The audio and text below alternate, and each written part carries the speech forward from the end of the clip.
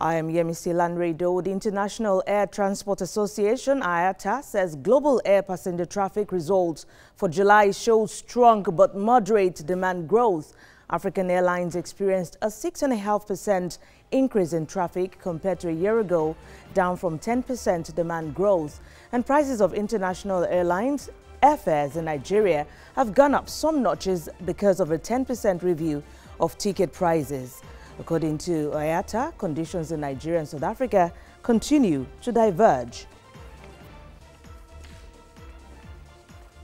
All right, let's discuss this latest. And now, aviation analyst Olumide Ohunayo is in the studio. He joins me now to talk about this. Many thanks for your time, Olumide. Thank you. Yes, as was evidenced by the record high load factor in July. Now, the appetite of air travels remains very strong. Is it because July is a May weather or fair weather month? Well, you know, the July is the summer, and summer it's when the travel is coming from Africans, and so that result you saw there was that of the summer period when most Africans, if you're not going, those that are coming in are going out. So there was an increase during that period.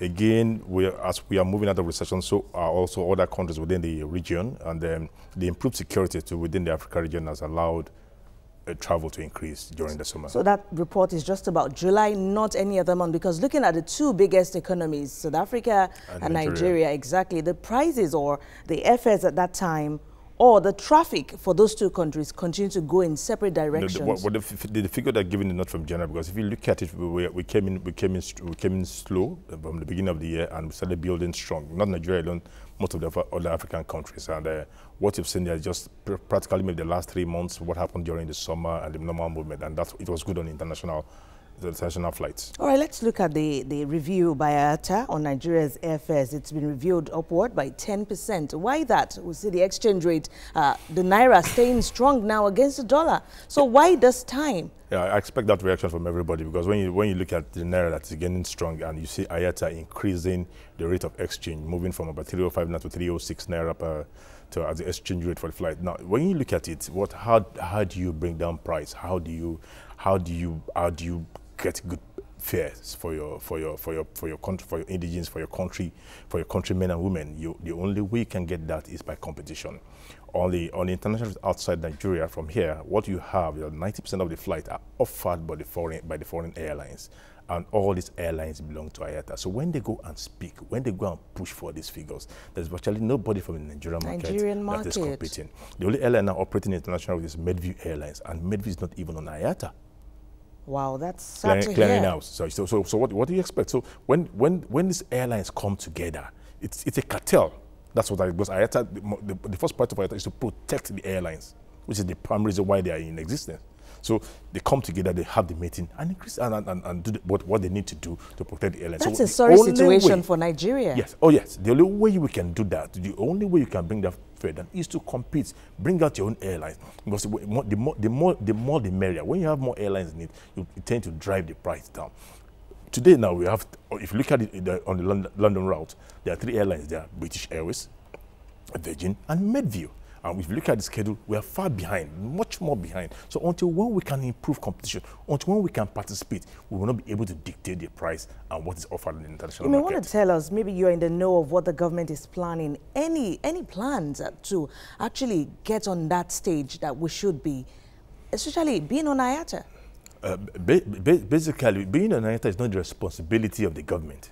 It is the responsibility of the airline, and the airline must be functional. It must meet with all the requirements of IATA membership, because it involves interline and other commercial businesses, and they must trust the capability and the finances, system and process in place of the airline before airlines can begin to get involved with you in businesses, before IATA can even take you on. You need to meet some requirements. Yes, we are all eager to meet the safety requirement. That's why almost all our airlines have the IOSA certification. That is for the safety aspect, which IATA is doing on their side in combination with ICAO. But the most important one now is that the one that has to do with it is the commercial part. And unfortunately, we have been very poor with our economic regulations. That has not made our airlines to survive. That has not made our airlines to be strong. That has not made our airlines to compete. That has not been made our airlines to be seen as people who could discuss it. In the past, people are always eager to look at the country where every airline wants frequencies, wants to go to different cities, but none is eager to discuss with any Nigerian carrier. There's something wrong and we need to fix it. So at this moment, there is nothing Nigerians can do about appealing this review?